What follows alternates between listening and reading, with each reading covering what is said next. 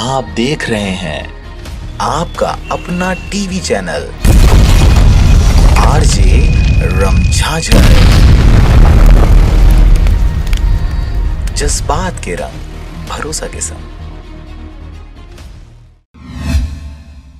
खबर है मुंगेली जिला के सिद्धगंगा क्षेत्र का, जहां पर एक बार फिर 5 दिवस का लगा है विशाल मेला।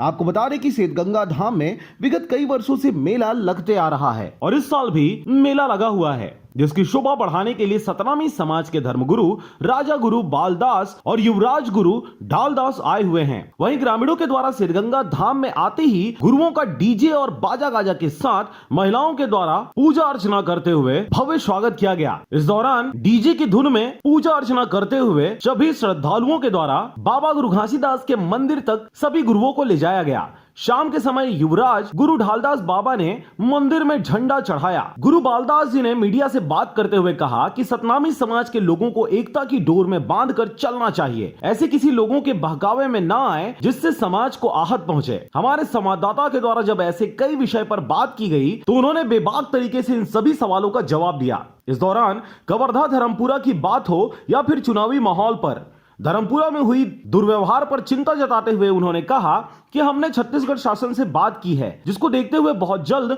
वहां एक नई जगह पर पुनः जैत खाम स्थापित किया जाएगा। इस बीच सिद्धगंगा धाम के पास एक अन्य मंदिर भी है, जिसमें शाम के समय भजन कीर्तन कार्यक्रम चलता रहा। सिद्धगंगा क्षेत्र से पोखराज खांडे की रिपोर्ट, आरजे रमझाझर।